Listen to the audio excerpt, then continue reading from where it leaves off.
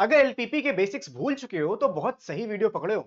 भाई इस वीडियो में हम बात करने वाले हैं एलपीपी होता क्या है और शॉर्ट में समझेंगे एक क्वेश्चन को, ताकि आपको क्लियर हो जाए कि ग्राफिकली सॉल्व करने का मतलब क्या होता है। और एलपीपी का जो क्वेश्चन है वो तो आता ही आता है, लेकिन अगर आपको डिटेल में चीजें समझनी है, सारे डाइट प्लान्स वाला एलपीपी या ट्रांसपोर्टेशन वाला everything I have explained in this video, आप जाके देख सकते हो। लेकिन अगर आप चैनल पे नए हो, तो मेरा नाम है ऋतिक राज, मैं ऐसे ही क्लास 11-12 मैथ्स के वीडियोस लाता रहता हूं। तो सब्सक्राइब कर लेना और लाइक कर देना और अपने दो दोस्तों के साथ शेयर करके उनका भी भला करना। तो हम शुरू करते हैं लीनियर प्रोग्रामिंग यानी कि एलपीपी के साथ। तो एलपीपी होता क्या है? LPP stands for the linear programming problem. ये एक तरीका है चीजों को मैक्सिमाइज या मिनिमाइज करने का, जब हमारे पास रिसोर्सेस बड़े लिमिटेड हो, यूटिलाइजेशन मैक्सिमम करना है और रिसोर्सेस लिमिटेड है, कुछ चीज बर्बाद नहीं होनी चाहिए। सिंपल शब्दों में, जैसे कि अगर एक आप फैक्ट्री चलाते हो जिसमें चेयर्स एंड टेबल्स प्रोड्यूस करते में, देखो क्या क्या यूज होता है। चेयर बनाने के लिए, टेबल बनाने के लिए वुड का यूज होगा और लेबर का भी यूज होगा, यानी मैन पावर का। तो आप पूरे 24 घंटे तो इंसानों से काम करा नहीं सकते हो। तो you only have a limited amount of both, labour भी लिमिटेड है और वुड भी लिमिटेड है। सो आप पूछते हो कितनी चेयर्स एंड टेबल्स पे हम फोकस करें ताकि मैं मैक्सिमम पैसा कमा पाऊं। अब देखो, चेयर्स में प्रॉफिट मार्जिन कम होता है, टेबल में ज्यादा होता है, तो मैं टेबल बनाने में लगा दूंगा लोगों को। लेकिन अगर टेबल बनाने में लगाया तो वुड भी ज्यादा लगेगा, लेबर भी ज्यादा लगेगा। वहीं पे चेयर बन जाएगी कम वुड में, कम लेबर में, लेकिन प्रॉफिट कम दिया। तो इनका बेस्ट मिक्स एंड मैच करके हम चीजों को बनाते हैं। तो यही होता है, इसी को मैक्सिमाइज करना, प्रॉफिट को मैक्सिमाइज करना, कॉस्ट को मिनिमाइज करना, ये सब एलपीपी का काम होता है। एंड ये बहुत ही ज्यादा प्रैक्टिकल एप्लीकेशन है। अगर आप आगे जाके एमबीए वगैरह करना चाहते हो तो it's a very good thing. आगे बढ़ते हैं हम लोग की इंग्रेडिएंट्स ऑफ एलपीपी पे। क्या क्या यहाँ पे मसाले पड़ते हैं एलपीपी के अंदर, ताकि आप क्वेश्चंस को आराम से सॉल्व कर पाओ। एक तो डिसीजन वेरिएबल्स होते हैं कि आपको भाई करना क्या है, किसके बारे में चीजें करनी है। तो डिसीजन वेरिएबल्स हमारी number of chairs and tables का एग्जांपल लेके चल रहा हूं, तो X number of chairs, Y number of tables बन गया। उसके बाद होता है ऑब्जेक्टिव फंक्शन। अब आप जानना चाहते हो कि मैं किस चीज को मैक्सिमाइज या मिनिमाइज करना चाह रहा हूं, उसको हम ऑब्जेक्टिव फंक्शन कहते हैं। अगर हम टेबल चेयर का एग्जांपल लें, एक्स चेयर्स है, वाई टेबल्स हैं। चेयर्स मुझे 40 रुपए का प्रॉफिट हो रहा है, टेबल पे 30, सॉरी, हाँ, चेयर्स पे 40 का है, टेबल पे 30 रुपए का है। तो 40x प्लस 30y हम यहाँ पे लिख देंगे। ये मैक्सिमाइज करना होगा, प्रॉफिट को मैक्सिमाइज करेंगे, कॉस्ट को मिनिमाइज करेंगे। कंस्ट्रेंट्स, ये वो है जो आपके ऊपर लिमिट लगाते हैं। तो लिमिट्स यू मस्ट रिस्पेक्ट, है ना, सबका एक लिमिट होता है, उसको रिस्पेक्ट करना चाहिए, बाउंड्रीज रिस्पेक्ट करनी चाहिए, वही है ये। तो limit you must respect, available would and labour कितना है वो चीज दे दी। और नॉन नेगेटिविटी को मत भूलना। आप तो नेगेटिव हो जाते हो, लेकिन कंस्ट्रेंट्स नेगेटिव नहीं हो सकते, क्योंकि ऑब्वियस सी बात है, आप नेगेटिव चेयर्स नहीं प्रोड्यूस कर सकते। उसका मतलब यह है कि आप चेयर तोड़ रहे हो। तो हमें प्रोडक्टिव काम करना है, अनप्रोडक्टिव काम नहीं करना। तो ये कुछ के इंग्रेडिएंट्स हैं एलपीपी के। फिर आता है हमारा मेन गोल क्या है। हमारा मेन गोल ये होता है कि एक्स और वाई की ऐसी वैल्यूज को निकालें जो कंस्ट्रेंट्स को भी सेटिस्फाई करें और बेस्ट जेड की वैल्यू दें। जेड का मतलब ऑब्जेक्टिव फंक्शन होता है, मैक्सिमम या मिनिमम, वो दोनों में से कुछ भी हो सकता है। In short, LPP is a method to get the best result from limited resources using maths and logic. तो दोनों का best of both world use करके आपको मैक्सिमाइज करना होता है प्रॉफिट, या मिनिमाइज करना होता है कॉस्ट, और भी बहुत सारी चीजें होती हैं। तो आप देख लेना हो जाके वो वीडियो, बता रहा हूं वही देख लेना। फिर आते हैं, एक एग्जांपल कर लेते हैं ताकि आपको समझ में आए। यहाँ पे एक कंपनी है, वो दो टाइप के गुड्स प्रोड्यूस करती है। अब ये दो गुड्स तुम्हारे टेबल चेयर भी हो सकते थे, लेकिन जो कंपनी है वो गुड्स ए एंड बी बोल रहे हैं, और उन गुड्स को बनाने में कुछ गोल्ड और सिल्वर लग रहा है। तो अब हमारा constraint gold and silver, obviously कितना रेयर मेटल्स हैं दोनों। Each unit of type A requires 3 gram of silver, 1 gram of gold, while that of B requires 1 gram of silver and 2 gram of gold. दोनों बताया, product ए बनाएंगे तो इतना gold इतना silver, product B बनाएंगे तो इतना गोल्ड इतना सिल्वर लगना ही लगना है। The company can use at most 9 gram of silver, मतलब भाई इतनी कंगाल कंपनी सिर्फ 9 ग्राम सिल्वर अवेलेबल है और 2 ग्राम 8 ग्राम गोल्ड अवेलेबल है। हर type of A brings a profit of 40 rupees और type B brings a profit of 50 rupees. तो टाइप बी को बनाने में मेरा ज्यादा फायदा है, लेकिन रिसोर्सेस भी ज्यादा लग रहे हैं। देखो, 1 ग्राम सिल्वर और 2 ग्राम गोल्ड लग रहा है, तो गोल्ड ज्यादा लग रहा है इसमें, 1 ही ग्राम गोल्ड और 3 ग्राम सिल्वर लग रहा है, सिल्वर उसमें ज्यादा लग रहा है। तो हमको कुछ ऐसा बनाना है, बेस्ट ऑफ बोथ वर्ल्ड्स हमको यहाँ पे क्रिएट करना है।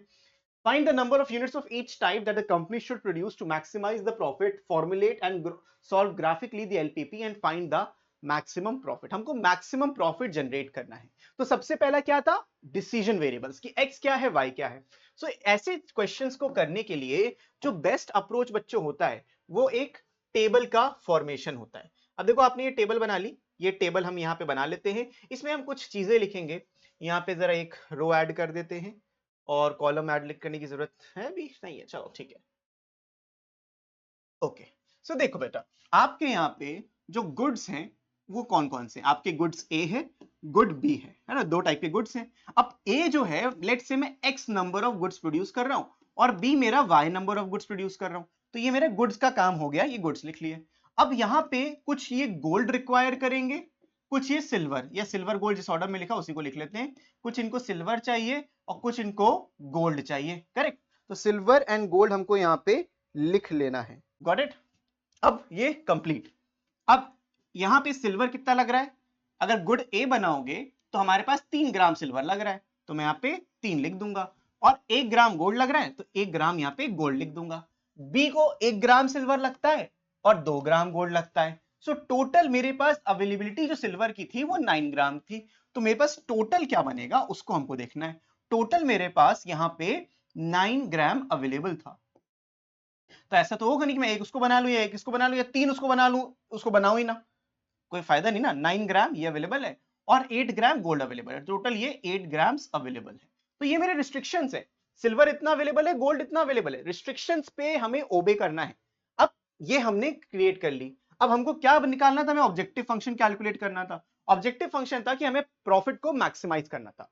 अब प्रोडक्ट ए हमको 40 रुपए दे रहा था, तो मैं लिखूंगा 40 रुपीज मिलेगा जब मैं ए, अब एक प्रोडक्ट तो बनाया नहीं मैंने, एक्स नंबर ऑफ बनाए प्रोडक्ट्स बनाए, तो 40 एक्स लिख लेंगे और जो बी है उसको हम 50 वाई लिख लेंगे। ये बन जाता है हमारा ऑब्जेक्टिव फंक्शन, ये बन गया हमारा एलपीपी का एक बेसिक सा लेआउट। अब मुझे कंस्ट्रेंट्स लिखने, कंस्ट्रेंट कैसे लिखेंगे समझते हैं। भाई सिल्वर ए में 3 यूनिट यूज होता है, अगर मैं 1 यूनिट ऑफ ए बनाऊंगा तो मेरे पास 3 ग्राम सिल्वर यूज करना है, लेकिन अगर मैं x यूनिट्स ऑफ ए बनाऊंगा तो मेरे पास 3x gram of silver use होगा। वैसे ही y, अगर मैं सिल्वर की बात कर रहा हूं तो बी गुड बनाने के लिए मुझे 1 ग्राम चाहिए, तो उसके y यूनिट्स बनाने के लिए मुझे y ग्राम चाहिए। और ये दोनों क्या है? ये सिल्वर का कंस्ट्रेंट है, ये टोटल सिल्वर है। अब silver should be less than equal to 9 gram. मैं मैक्सिमम 9 यूज कर सकता हूं, 9 से ऊपर नहीं जा सकता हूं, तो लेस देन इक्वल टू 9 लिख दिया। सिमिलरली यहां पे आप लिख लोगे x plus 2y should be less than equal to 8 ग्राम, ये आपने लिख लिया। तो ये दो कंस्ट्रेंट्स हैं एज पर द क्वेश्चन। हमने डिसीजन वेरिएबल्स बना लिए, हमने ऑब्जेक्टिव फंक्शन बना लिया, हमने कंस्ट्रेंट्स बना लिए। अब क्या बचा था? Non negativity. यहां पे होते हैं non negative constraints, x greater than equal to 0, y greater than equal to 0। Non negative constraints का काम भी हमने यहाँ पे खलास कर दिया। तो हमने पूरे कंस्ट्रेंट्स बना लिए। अब इस कंस्ट्रेंट को हमें ग्राफ करना है, ग्राफ कॉपी पे। आपको इसके लिए ग्राफ पेपर मिलता है, लेकिन मैं ग्राफ पेपर के बिना यहाँ पे जल्दी से एक बार आपको करके दिखा देता हूं कि करना क्या। ये जो मैं दोबारा मैं इसको लिख लेता हूं यहाँ पे, 3x plus Y less than equal to 9, x plus 2y less than equal to 8, x greater than equal to 0, y greater than equal to 0। ये जो है ये बेसिकली तुमको बताता है कि तुम फर्स्ट क्वाड्रेंट में रहने वाले हो। ये जो कंस्ट्रेंट है तुम्हें फर्स्ट क्वाड्रेंट में चिपका के रखेगा। और इन दोनों को कैसे सॉल्व करना है वो मैं समझाता हूं। मान लीजिए आपने पहली वाली लाइन ली 3x plus Y equal to 9, मैं लेस देन नहीं लगाऊंगा। जब मैं सॉल्व करूंगा एक्स वाई के लिए मुझे लेस देन नहीं लगाना। अब इसको सॉल्व कैसे करते हैं? अगर मैं यहाँ पे x को 0 रख दूंगा तो मैं पाऊंगा कि y की वैल्यू सीधा सीधा 9 हो जाएगी, और अगर मैं y को 0 रख दूंगा तो मैं ये पाऊंगा कि x की जो वैल्यू है वो 3 हो जाएगी। सो मेरे को 2 पॉइंट्स मिल जाएंगे इस लाइन की वजह से, मुझे 2 पॉइंट्स मिलेंगे, एक 0,9 एंड 3,0। ये सेम काम तुमको दूसरी लाइन के लिए भी करना है, x plus 2y equals to 8। So अगर मैं अब यहां पे x को 0 रखता हूं मुझे y की वैल्यू 4 मिलेगी, और अगर मैं y को 0 रखता हूं सो मुझे x की वैल्यू 8 मिलेगी। तो यहां से भी 2 पॉइंट्स मिलेंगे, एक 0,4 एंड 8,0। ये मेरे हो जाएंगे कॉर्नर पॉइंट्स, या फिर कह सकते हो पॉइंट से खाली उस लाइन के ऊपर जो मुझे ग्राफ करना है। अब ये इंपॉर्टेंट क्यों है? मान लीजिए मैंने यहाँ पे एक कोऑर्डिनेट एक्सिस बनाया, क्योंकि मुझे फर्स्ट क्वाड्रेंट की जरूरत है, मुझे ज्यादा टेंशन नहीं लेनी, ये मेरा फर्स्ट क्वाड्रेंट बन जाएगा, इधर उधर का बनाने की कोई खास जरूरत है नहीं।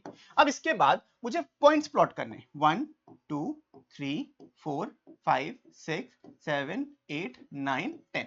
यहाँ पे भी कर लेते हैं 1 2 3 4 5 6 7 8 9 10। अब तुमको जितने पॉइंट्स दिख रहे हैं सबको यहाँ पे प्लॉट करेंगे, 0,9 3,0।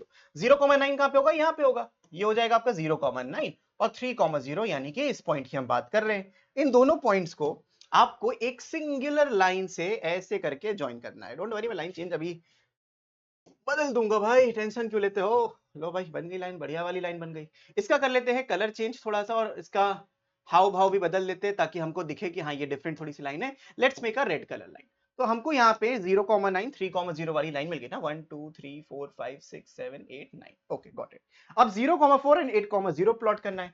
8,0 मेरे को यहाँ मिलेगा 3 4 5 6 7 8, ये हो गया 8। और जीरो कहां पे, ये 8,0 हो जाएगा, और 0,4 कहां होगा, 1 2 3 4, ये हो जाएगा 0,4। अब इससे क्या करना है, अब आपको इन दोनों पॉइंट्स को ज्वाइन कर देना, ऐसे करके बस एकदम प्यार से, देखो ज्वाइन हो जाएंगे पॉइंट्स, खत्म। इसका कलर चेंज कर लेते हैं, let's make a dark blue colour, और लाइन का शेप चेंज कर लेते हैं ताकि आपको साफ साफ दिखे। अब थोड़ा से मेरे पॉइंट्स देखो ऊपर नीचे हैं, उसकी आपको टेंशन नहीं लेनी, मैं उसको सही कर देता हूं थोड़ा सा बेटर। अप्रोक्सीमेटली हमको एक पॉइंट बनाना है। अब यहां से आपको क्या मिलेगा, देखो पहली लाइन बोल रहा था लेस देन इक्वल टू 9, मतलब ये जो रेड लाइन है उसके नीचे की बात कर रहा है। नीचे का मतलब ये नीचे वाला रीजन हो जा रहा है, तो आप नीचे वाले रीजन को हाईलाइट करोगे। मैं भी हाईलाइट कैसे करूंगा वो तुमको बाद में दिखाता हूं। ये नीचे वाला, इसकी मतलब आपको इसके नीचे वाला रीजन लेना है, और ब्लू वाले का भी नीचे वाला, लेस देन है तो नीचे वाला रीजन ले लोगे। इसको डिटेल मैंने बताया, भी शॉर्ट में बता रहा हूं। तो इन और इसके ऊपर का, इसके राइट का, तो आपके पास ये जो रीजन है इसको हम कहते हैं बाउंडेड रीजन और फीसिबल रीजन। अब जो पॉइंट्स आएंगे, देखो इसके इंटरसेक्शन से तुमको पॉइंट मिलेगा एक 2,3, ये पॉइंट मिला। ये पॉइंट तुमको मिलेगा 0,4, ये पॉइंट तुमको मिलेगा 3,0, और ये पॉइंट तुमको मिलेगा 0,0। तो जो तुमने ये पॉइंट्स बनाए हैं बच्चों, इन पॉइंट्स की हेल्प से तुमको ऑब्जेक्टिव फंक्शन को सिंप्लीफाई कर लेना था। ऑब्जेक्टिव फंक्शन क्या था अपना, ऑब्जेक्टिव फंक्शन था 40x 50y। तो हमको यहाँ पे लिखना है z, हमको यहाँ पे लिखना है कॉर्नर पॉइंट्स की वैल्यू और z की वैल्यू, जो था 40x प्लस 50y। अब इन सारे पॉइंट्स को लिख लो। ये जो 2,3 है इसको आप क्रॉस चेक कर सकते हो। अगर मैं इसमें 2 और 3 रखूंगा मुझे 9 मिल जाएगा, इसमें 2 और 3 रखूंगा मुझे 8 मिल जाएगा, जो सेटिस्फाई कर रहा है। अब कॉर्नर पॉइंट्स में यहाँ पे देखो बनाऊंगा, ये जितने भी कॉर्नर पॉइंट्स हैं स्टार्टिंग विद 0,0 0,4 3,0, या फिर चलो 2,3 लिख देते हैं, ऑर्डर से ही चल रहे तो we have 2,3 and 3,0। ये सब क्या है, xy की वैल्यूज हैं। इन सारी xy की वैल्यूज को आप यहाँ पे बड़े आराम से प्लॉट कर सकते हो। तो प्लॉट करते ये 0 मिल जाएगा। 0,4 का मतलब यहाँ पे 200 रुपए का प्रॉफिट हो रहा था। 2,3 का मतलब ये 150 और 80 230 रुपए का प्रॉफिट होगा। और 3,0 का मतलब यहाँ पे 120 रुपए का प्रॉफिट होगा। मैक्सिमम प्रॉफिट कहाँ है, मैक्सिमम प्रॉफिट यहाँ पे है जब मैं 2 यूनिट्स ऑफ ए प्रोड्यूस करूंगा और 3 यूनिट्स ऑफ वाई। इसी तरीके से आपको एलपीपी देखो सॉल्व करना पड़ता है। x क्या था, x था नंबर ऑफ यूनिट्स ऑफ ए। मैं यहाँ पे समझ पा रहा हूँ कि मुझे इसके 2 यूनिट्स प्रोड्यूस करना है और इसके मुझे 3 यूनिट्स को प्रोड्यूस करना है। 2,3 था ना भाई, देख लेंगे, कंफर्म कर लेते हैं, हाँ वरना कमेंट में परेशान करोगे तुम लोग। तो 2,3 ये आंसर हो जाएगा इस क्वेश्चन का। 2 यूनिट्स ऑफ ए प्रोड्यूस करना है और 3 यूनिट्स ऑफ वाई। समझ में आया? तो एलपीपी के क्वेश्चन ऐसे ही आपको सॉल्व कर लेने हैं और आराम से आप क्वेश्चन कर लोगे। तो बच्चों आई होप आपको ये क्वेश्चन क्लियर हो गया होगा। और ये मैंने ग्राफ ऑलरेडी देखो बना रखा था, तो तुम देख सकते हो 2,3 पे ऑप्टिमल सोल्यूशन है। तो अब आपको क्या करना है, अब आपको क्या करना है, सब्सक्राइब करना है, इस घंटे को बजाना है और सब्सक्राइब के ऊपर बैठ जाना है। और थैंक यू सो मच, हम लोग अब बहुत क्लोज है 1,000 सब्सक्राइबर्स पे, तो भाई वो भी होने वाले हैं खत्म। तो ये कुछ नया है, आप भी पढ़ते रहो और अच्छे से आगे बढ़ते रहो। और अगर आपको भी कोई डाउट है किसी भी कॉन्सेप्ट को लेके, तो आप नीचे कमेंट में बता सकते हो, उसको भी हम क्लियर कर देंगे। तो बच्चों इस वीडियो के लिए इतना ही, मैं मिलता हूं आपसे नेक्स्ट वीडियो में। तब तक के लिए keep practising, keep learning, take care and bye bye. और अगर आपको पूरी 12th की प्लेलिस्ट चाहिए तो आप यहाँ पे क्लिक कर सकते हो।